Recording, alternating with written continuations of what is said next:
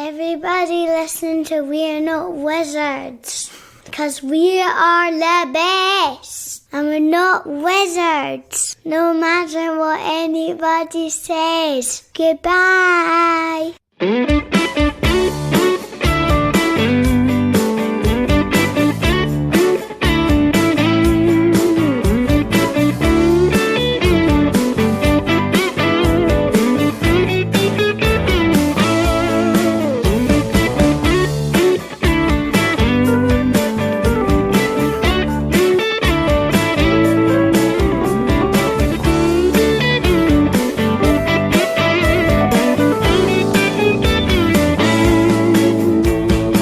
Welcome to another episode of We're Not Wizards. My name's Richard. I'll be your host for March, I think.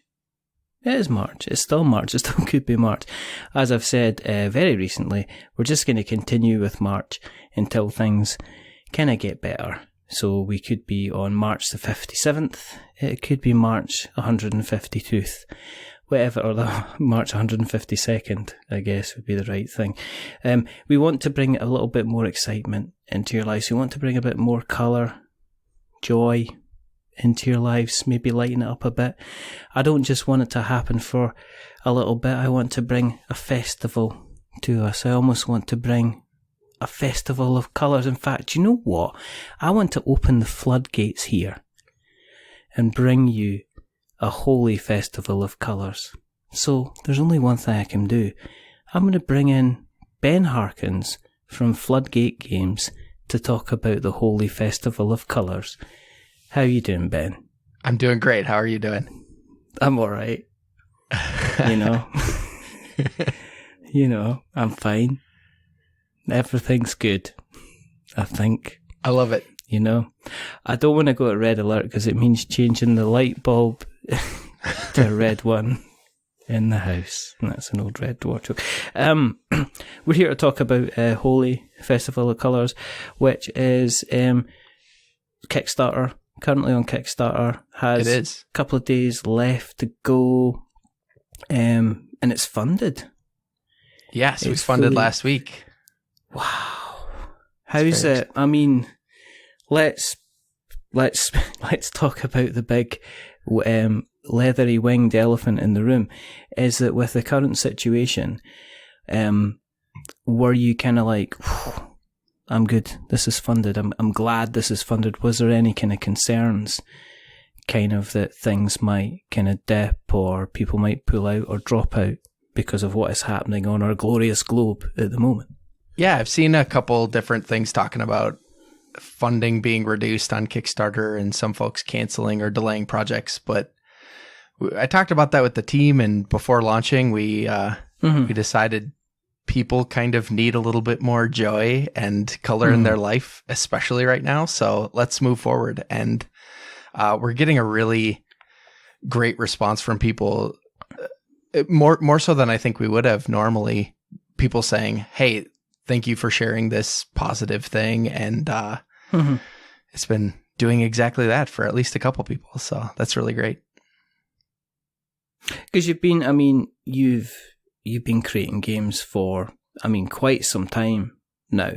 Yes. I've known. This isn't your first festival of Kickstarter. I think it's like, what is it, about 12 odd games? 12 times you've been kind of like Kickstarter? Yeah, we've been on Kickstarter 12 times. Canceled one of those projects, but the other ones have all funded. Oh, that's good. Have you, I'm aware of some of the stuff that you've done. Some of the stuff is just like, whoa, this is amazing. Obviously, I'm aware definitely of things like Epic Resort, Vault Wars, which I can see on my shelf.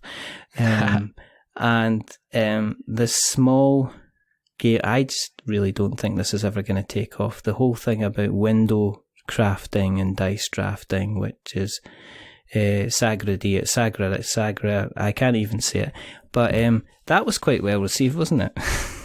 Yeah. We've been very fortunate with Sagrada getting a really good reception. Yeah. I mean, it's probably one of the biggest games that I would guess you're kind of like known for.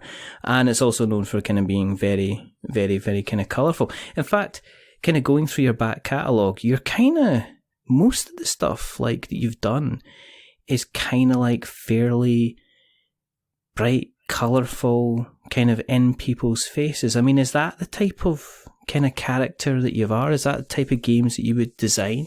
You prefer to go for something kind of bright, colourful, sharp, kind of in people's kind of faces, eye-catching almost? Yeah, the games I play are all over the place. I play all sorts of stuff other than what I make. But in terms of the games I'm trying to put together, we're trying to create what I call everlasting experiences for people through gaming.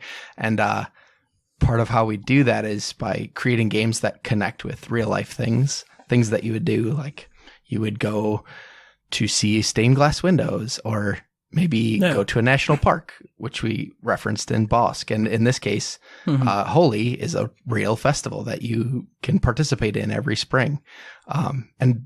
Sort of in order to create that visual connection, often that ends up being sort of vivid and in your face and easy to relate to. And I mean, when you got into games originally, I mean, was your influence as a person? I mean, have you always been a kind of a looking for that in, like, since you started kind of creating games anyway? I mean, when you were doing your original kind of designs, when you first kind of got into the hobby, when you first kind of started putting kind of like pen to white pieces of paper, was that a conscious decision, or did you just find yourself kind of naturally drifting towards that kind of style of game, that kind of creating a kind of an experience kind of thing? So my first game design that I published is called Legacy Gears of Time. It's a game about time travel and technology. And with that game, my goal was to create an experience that said, hey, what if I traveled back in time and invented something before the person who actually did invent it? And that became the core of the mechanisms of the game. Similarly with Epic Resort, I was thinking, hey, what happens when heroes go on vacation? So I've always kind of liked this sort of orthogonal view of these events that you're used to talking about, or pop culture references. And I kind of see this as an evolution of that perspective, albeit not so fantastical, of course, but really it's like, hey, what if we did turn stained glass window making into a game? That isn't exactly the theme you'd rush to when thinking about game design, for example. Or in this case, there hadn't been any games that referenced the Holi festival, and it's a vibrant, very cool event. And the more I've learned about it and working with cultural consultants, the more I've come to appreciate that, and just seeing like, hey, we can take and reference these real life events in that same sort of orthogonal way, like come at it from the side. Like I wouldn't think of throwing colored powder at a festival as a theme for a game, but we tried to make everything fit and make it click and still be respectful to the actual events themselves and have a fun game underneath it all. With regards to your education, did you go through kind of like a kind of a creative course at college? Did you even go, did you go to college and further education? Or have you always kind of, is this something that you've developed kind of like as a hobby that's then become like a full-time gig?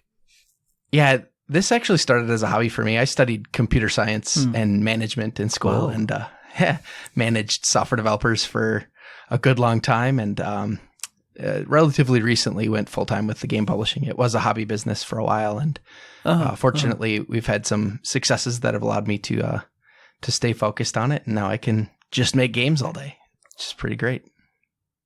So I take it the job was, that's bringing in me money and I'm good at it, but the passion side of things, the creative side of things, was the tabletop design, was that kind of like an outlet for you to stretch your creative muscles, which you might not have necessarily been doing in your kind of your job then? Yeah, I think there are a lot of overlaps with a lot of the procedural nature of playing games and the rules as the structure of the game that parallel quite a bit with what goes on with programming computers and building software. So I think it was kind of scratching the same itch, just in two different ways. But I was always in a fortunate situation where I loved what I was doing professionally while this was a hobby business. So I never really had a this or that choice to make. It just, life circumstances lined up so I could say, hey, I can focus on this a little bit more and be my own boss, so to speak. Yeah. I mean, for things like, when you mentioned the kind of being involved in kind of like the computer, the software side of things, Sagrada then makes an awful lot more sense, because it is a very, very, on the outset, I would never necessarily sit somebody brand new to board gaming down in front of a copy of Sagrada, because there's quite a lot of thinking that can go on with that. I mean, if somebody said to me I'm a big fan of puzzles, and they're the type of person that would do crosswords day in, day out, I'd say, well, this is or Sudoku, I would say, well, this is definitely your type of game. They'd probably sit down and love it. But there's an awful lot of kind of like, on the outset, I wouldn't put it down as kind of like my first kind of board game. I wouldn't set it down next to, like, say, King of Tokyo or something like that. I would say Sagrada would be something that you would play after you've gone through a little bit of an introduction, because it can be a little bit of a brain burner, considering the kind of the combination of numbers and kind of colours as well. Was that an aim at the outset, or did you just say, well, let's see where we can go with this game? I've got an idea for stained glass windows. I've got an idea for coloured dice. Let's kind of see kind of where we go with it, really. So the rough idea for Sagrada came to me from the designers Daryl Andrews and Adrian Adamescu. I actually played it with my wife, who's also a gamer, and she woke up in the middle of the night saying, "You have to publish that game." I said, okay, just go back to sleep. So does she often wake you up with epiphanies in the middle of the night? When it matters, she does. 5-player variant. Yeah.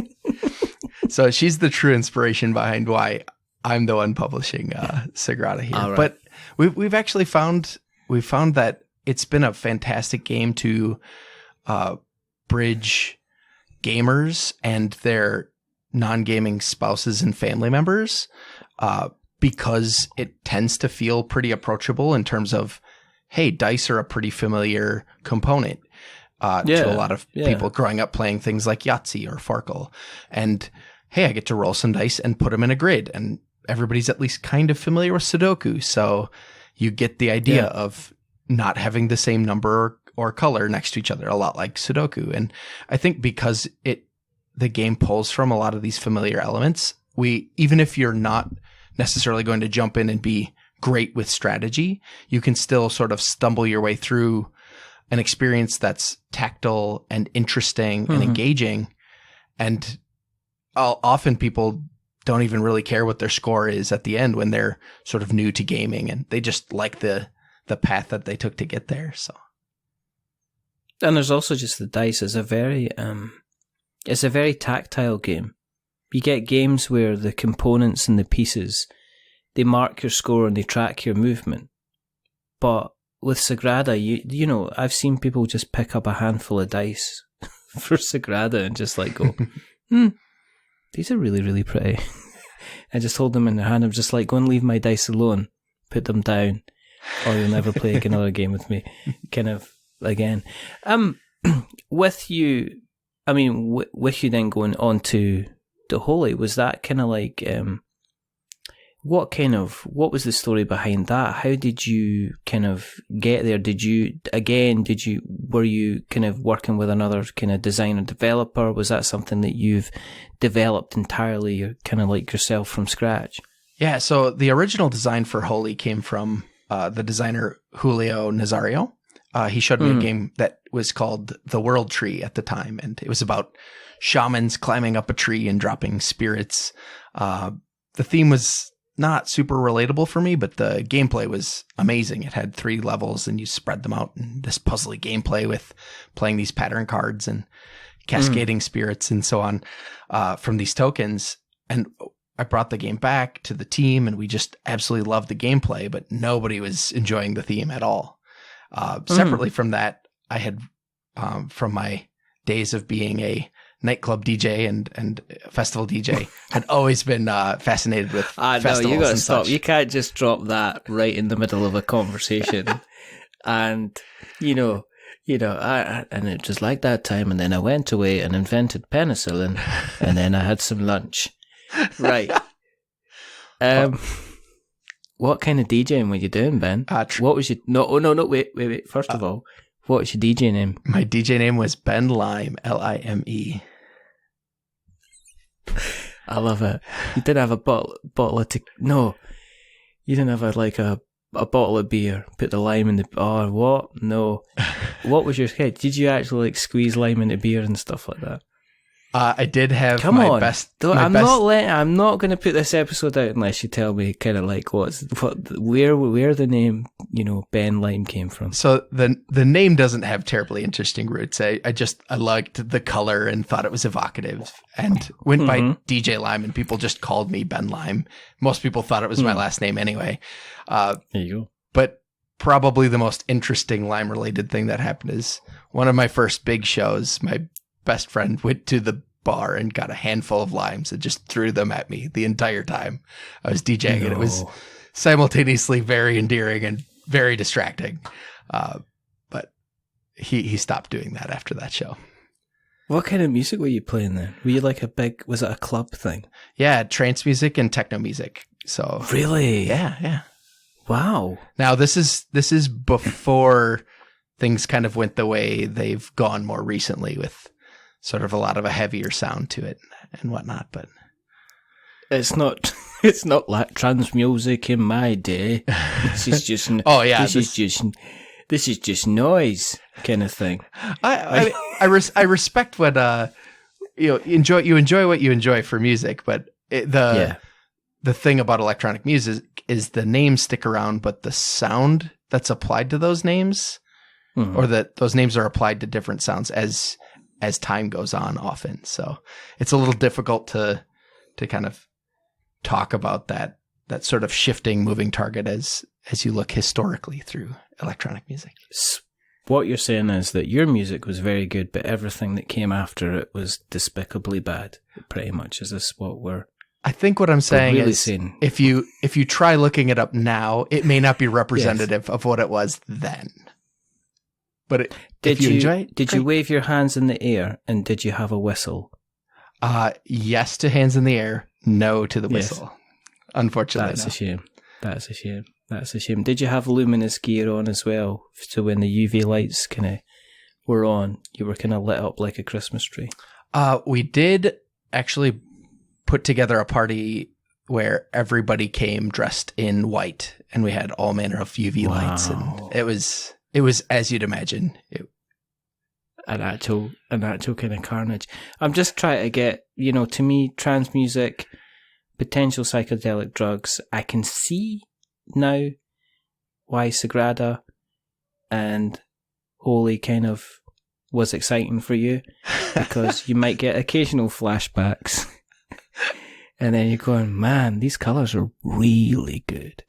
I want that colour on the box, because that doesn't even look like colour kind of thing. So this is all now it's not about the games that you make, it's about the story behind the games that you make and where you've been as a person that helps, that I find kind of really, really kind of interesting. Did you use... Were you using electronic kind of DJ decks at the time, or were you working on vinyl, or what were you doing? Lining up CDs? Yeah, I started as a vinyl DJ, and then CDJs became sort of in vogue while I was DJing. And then right about the end was when DJing off of laptops and MP3s came to the scene. And now that's pretty much all you find. Is that like a skill? Because I can imagine you doing different things with the software being a skill. But I remember, like, when I was a lad, and this was nothing but fields, but I remember there being like a DJ in even the kind of the pub club that we were kind of in, and he was like kind of switching stuff around and mixing in the vinyl and putting the beats down and everything like that. And it was an actual skill to kind of line up this beat coming in with this kind of the next track and stuff like that. And I always think people are just pressing buttons, but maybe I'm kind of wrong. But there was always you always had a big appreciation for DJs like yourself who would basically say, well, I'm going to take 2 records and I'm going to find exact space where I can kind of bring them all in together. And that was kind of a skill. You ever been tempted to go back and do it?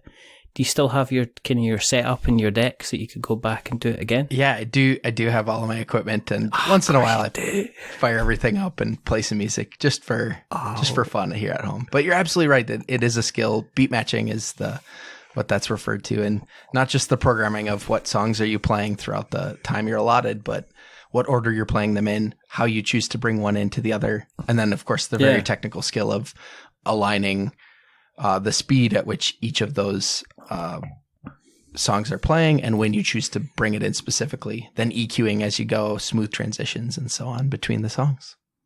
And then somebody says it was about the evening as well, because if you were DJing for like 2 or 3 hours, you're wanting to kind of bring in different moods into the time as well. You were controlling the crowd, so you wanted to bring the kind of the crowd up. So I'm guessing you must have had moments where you finished the night, you're sitting there with like a towel around your neck, like a boxer that's just did 15 rounds, and you're just like shaking your head, kind of going, yup, I nailed it that night. I could see these people kind of going straight up. You know, they were floating at some point off the actual dance floor, because I was creating a sense of euphoria around there, and everybody was getting it, and you were controlling how everybody was reacting on the dance floor at once. And that to me is kind of really kind of cool. I'm not gushing at you, but I am in a small way. The storytelling is so important. And yeah, exactly right. Like if you're playing early, you don't want to spend everybody's energy. They've got a long way to go, and everybody's kind of warming up. And especially if you're opening for a headliner or something like that, you really want to be mindful of how you're pacing yourself and how aggressive your music is and how complementary it is to their style. And then especially be careful to not play their songs, which is kind of one of the biggest faux pas. Yeah, it's like singing somebody else's song at karaoke. Exactly. Isn't it? Yep. Don't do American Pie. Why? 'Cause that's Dave's song. What? I'm just going to sing it now. You can't do that. That's Dave's. Dave does American Pie. 11:30. Everybody gets up when we're drunk and we dance. Stop doing Dave's song. Let's talk about, and everyone's going, oh, he's at it again. He's not actually talked about the game that he's here to talk about in the first place. But let's talk about Holi and the gameplay. I'm sitting at the table, and you bring something to me that looks like it should have several layers with various different types of cakes on it, because it's 3-dimensional, isn't it? Well, I'm expecting maybe, pastries, choux pastry buns, scones, and then maybe those meringues on top, the small ones that have got the bit of cream on them. Was that the idea when you first started on the game, to make it look like it was high tea? We did not have pastries in mind when designing the board for this game, unfortunately. As much as I try to have pastries in mind all of the time, but no, for this one, it was all about creating that sense of verticality, of throwing powder in the air and having it float down. So we've decided, hey, we're going to stack these boards. And how do we do that? We have supports on the edges. And then probably the coolest thing to me is the translucent center to make it feel like it's open, but to still show how things are layered. I'm really proud of how that turned out. So how do you play around? As I say, I'm sitting here disappointed there's no cake, but delighted that there's colourful pieces in front of me. So how do I go ahead and actually play around, or play around of Holi itself? So everybody starts on the base level of the board, and on your turn you'll play one of your pattern cards. They have they have usually 3 different spaces in a 3x3 grid that are filled in. You'll pick one of those spaces to be in, and then fill in the other 2 spaces on the board with your tokens. This is as if you're throwing colored powder sort of in that direction. However, you can only do that if there aren't already powder tokens on the board. So that's where it gets a little bit puzzly with how you're choosing to orient your cards and where you choose to move before you play your cards so that you can fit them in to get more and more powder on the board. The more you get on the board, the more points you get. They're worth 1 point on the base level. And then at some point in the game, you can climb up to the next level if you're surrounded by powder. Once you're on the next level up, you'll have a little more space usually. But when you throw your powder, if there's nothing directly below it, then it cascades down to the level below.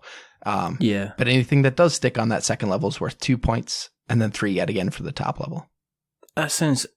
See, you're looking at it and you're going, this is going to be deceptively complicated, but it's not, is it? It's really, really easy. I get hints of on this. Just because of the setup, I instantly looked at it and I went, Burgle Brothers. Oh, yeah.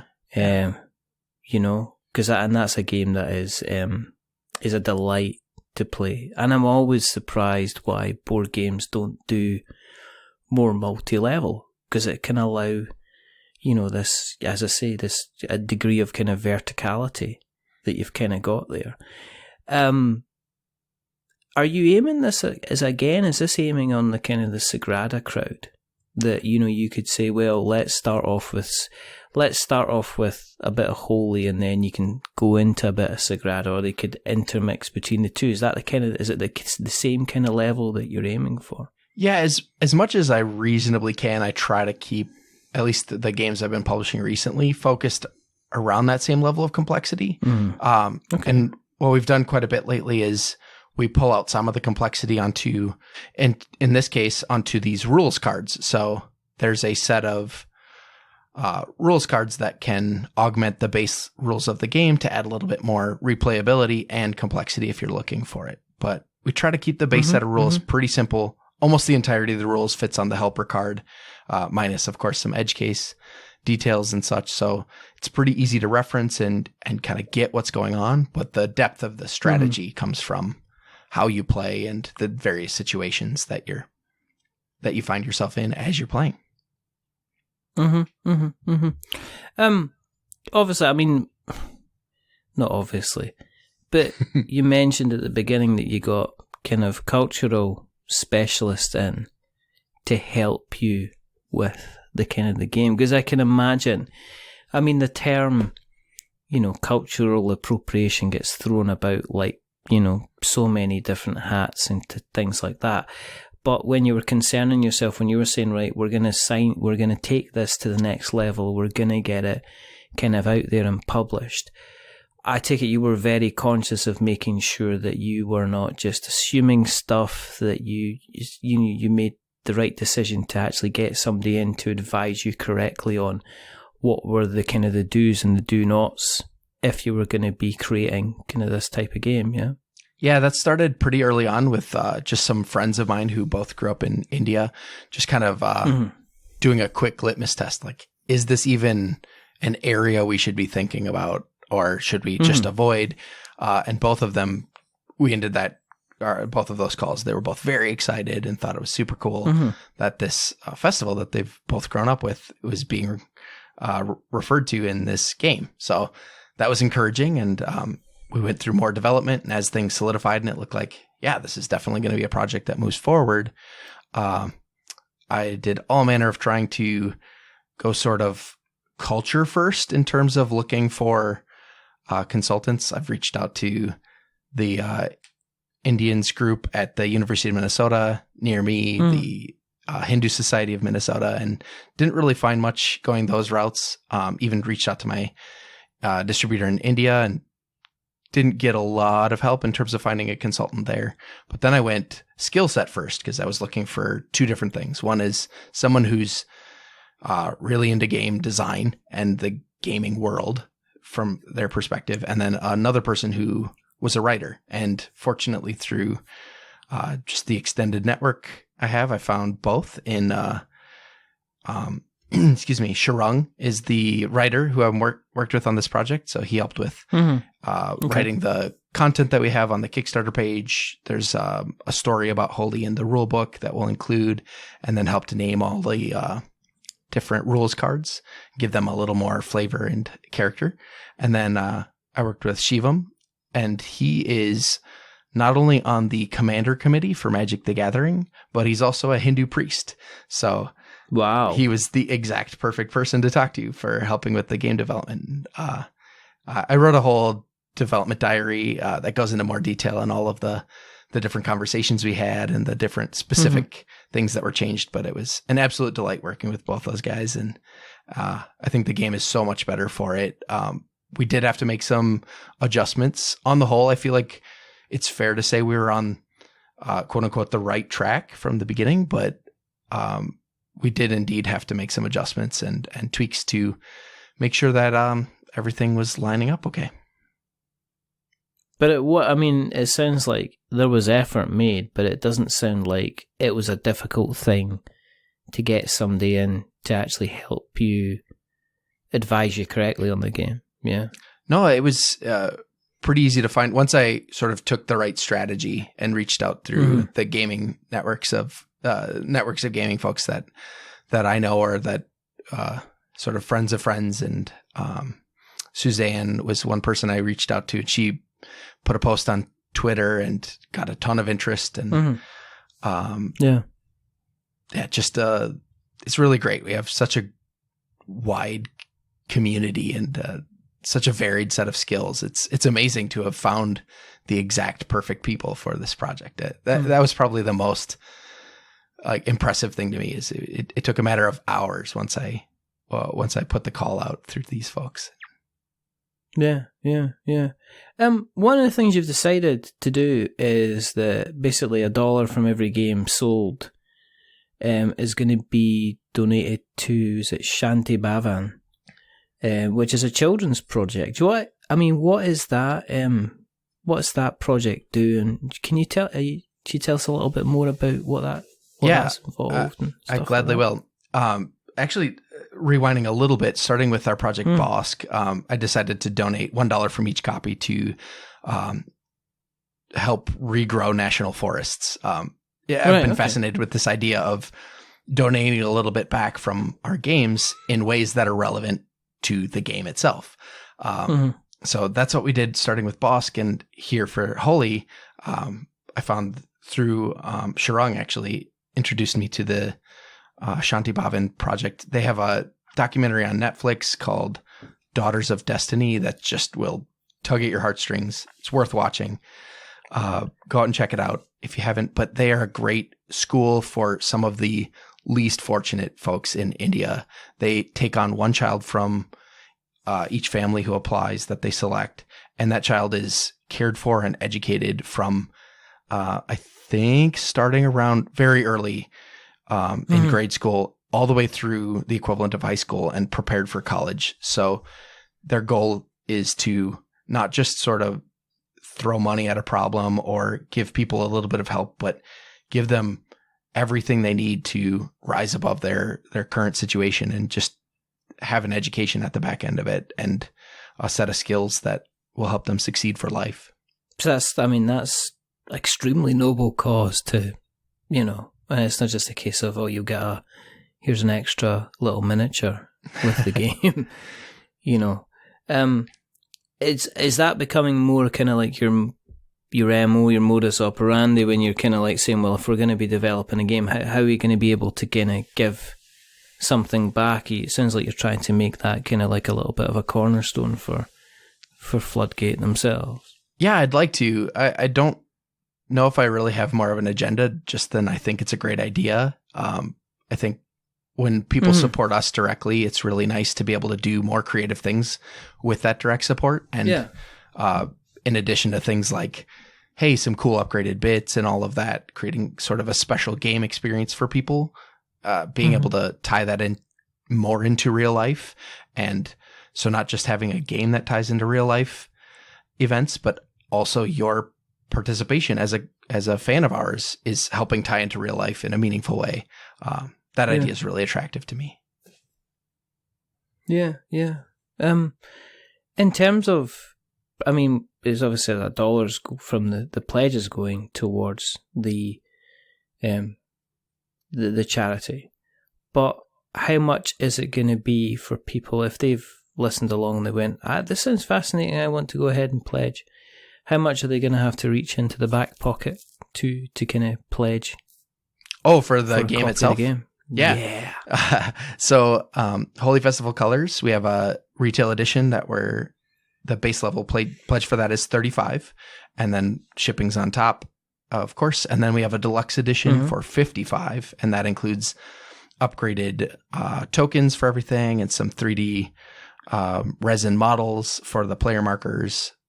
We've actually got some other cool stuff planned that we haven't announced yet too. So more to come on that. Oh, you can't just say that and then just not even kind of drop us a little hint about potentially. Is this going to be on edition? Is this based on kind of like further stretch goals? So we're not doing stretch goals for the project. You get the whole game as it is, but we have had some a little bit of issues with the production of the boards, especially the boards with the translucent middle. So expect soon to have an announcement on those being improved. So you're like a DJ kind of taking people before the silence comes in for 2 seconds and then the beat drops again. I applaud you, sir. I applaud you for keeping us in, and I've just wrecked all my editing markers by clapping kind of so much. Do you have other projects kind of on the no, let me backtrack. Yes. With the current situation, has that been a concern with, as I say, because we've not just got this virus, we've obviously got the whole manufacturing in China thing, the distribution thing, the tax thing. Are you kind of thinking, this is going to end up being a lot of work? Have you had to do kind of like a lot more kind of due diligence in terms? I know that you've got form, as they would say, which means in Britain that you've been arrested before. What I'm saying is that you've done Kickstarter projects before. So with the current situation, has that forced you to kind of carry out a little bit more kind of due diligence and double check and triple check how the project's going to run? Because there must be a big difference between how this is run or the Holi is run in terms of preparing shipments and manufacturing compared to, say, like when you did Sagrada or when you did Vault Wars. I mean, it must be like almost a completely different landscape. Oh, yeah. Since the days of doing Vault Wars, there are turnkey services for shipping, and I'm far more aware of what it takes to get a project delivered on time and things like that. So, yeah, the landscape has changed, but also the more relatively recent landscape is changing very rapidly, of course. We did have some strategic conversations around, hey, what are we going to do with this project? Are we going to still launch? And so on. Unfortunately, we lost a lot of opportunities to show Holi in person. We had some local playtesting events, and Breakout Con was a show we were going to be at. And I wasn't able to make it to Gamma in light of all of this stuff happening. So there were quite a few missed opportunities in person there, but nonetheless, we're still seeing great traction from a lot of great backers. All of that to say, we do have some extra complications. Our previous project, Cosmic Colonies, is in a little bit of a limbo state with manufacturing right now. That's been delayed a couple times. It's just about wrapped up, but it's a bit late now, and we'll see what the state of things are when at this point. I'm unsure if we would even be successful shipping it here with about a 45-day window between sending it from manufacturing in China to the U.S. Who knows what's going to be the state of things in 45 days. And I think the last thing we want is to have a container land and bounce back or sit around who knows where. Yeah. I think that's the same. I think there's a lot of people kind of licking their fingers and sticking them above their heads to see which direction the wind's kind of flowing in at the moment. It's kind of like people use phrases like kind of unprecedented and stuff like that. I mean, it's been kind of announced here that you're not going anywhere kind of now until we get this kind of sorted out. And I see a lot of people on social media going, oh, that's great for board gamers. I'd like to ask the question, and I want your input on this as well, Ben. Is it? Because unless you're a big solo board gamers fan, and unless all of a sudden I've invited 3 of my friends round, and then the lockdown's been announced and they can't go home, my shelf, my board game shelf, isn't the best thing in the world. I could probably crack open Mage Knight, to be honest, and finally kind of get that to the table. But I've seen a lot of these, nobody's prepared for like this lockdown, Armageddon, isolation thing like the board gamers, and I'm kind of looking at it going, well, if I've got all these minis to paint, then fair enough. But, I'm not going to play 11 hours of like Twilight Imperium to myself, am I? And I'm just wondering, I guess, have you now considered a solo mode for Holi based on the current situation?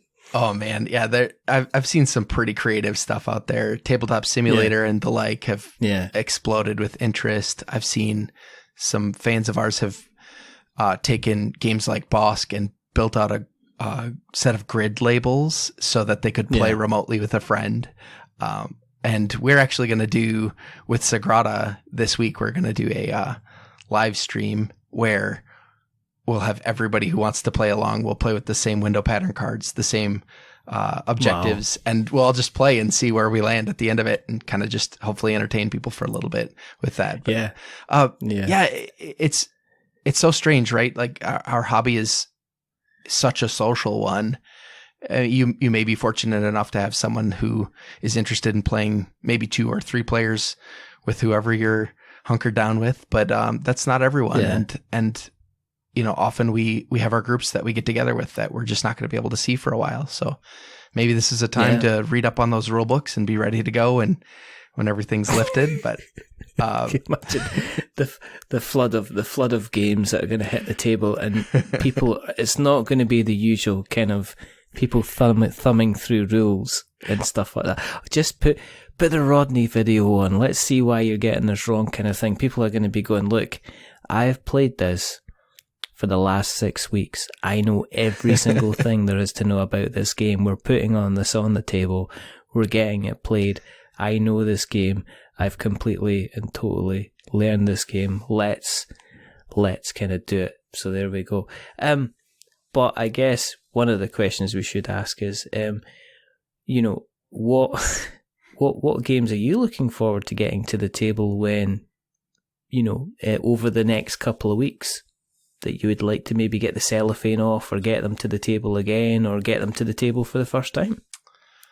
Oh man, I'm always playtesting our own games, so that's what's stuck at the top of my mind right now. Let me get back to you on that one. I'll see if I can think of something. Okay, that sounds fair enough. That's dodging the question. It is. Which would have been a good answer. But there you go. That's fine. Kind of dodge away. There's, as I say, Holi's funded. There's a couple of days to go. If people are interested in finding out more about yourself or keeping an eye on you on the internet webs, where do you exist on the internet webs? Pretty much everywhere. Floodgate Games, Facebook, Twitter, cool. Instagram. Smoke signals. Excellent. Floodgate Games. Smoke signals. I don't even know if that works. It may. Probably does. We'll probably have to find out, to be honest. Oh, I hope not. I hope not as well. It's just like my entire work is kind of currently relying on the internet, and if that goes down, I'm not saying I'm not going to do work. I'm just saying that I've got rule books ready to go, Ben. That's all I'm saying. Yeah, but no, I can only wish you best of luck with the rest of the campaign. Thank you. It's doing well. It's funded. It looks absolutely fantastic and simple, and I love You know, I just want to. I am going to replace all of the tokens with M&Ms, just so I can eat them, because it seems like a fun thing to do. Love it. If you want to keep, yeah, you know, I can do that. Are you saying I shouldn't do that? I think as long as you only eat the edible pieces, you'll probably be all right. See, I had trouble with Wingspan recently because I mixed them up with some mini eggs and cost myself a crown. It's not a good thing.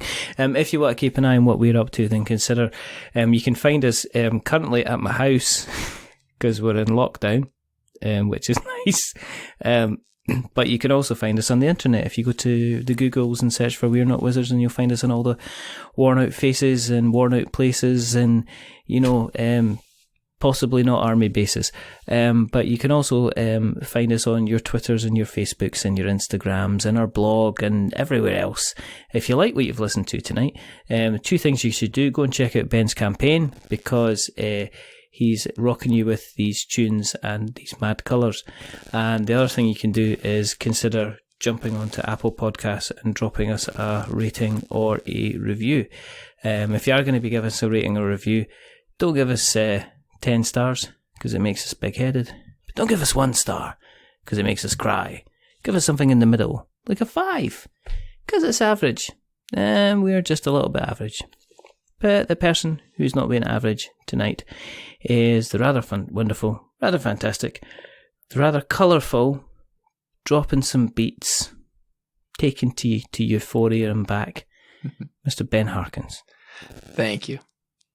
Thank you very much for coming on. There's only 2 more things to do. The first thing is to remember that we're many things, but we're not wizards. Are we wizards, Ben? We are not. Yes. And the second thing is to say goodbye. So it's a goodbye from Ben. Say goodbye, Ben. Goodbye, everyone. And it's a goodbye from me. Remember, more than ever, stay safe, roll 6s, make something awful. Until the next time, fill your world with colour. And goodbye.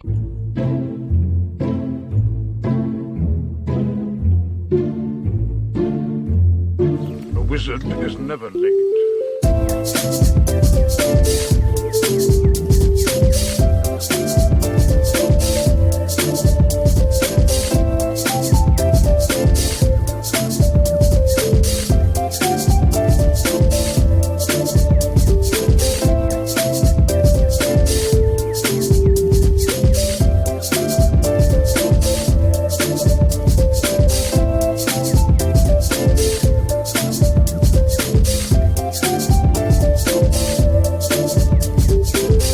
Nor is he early.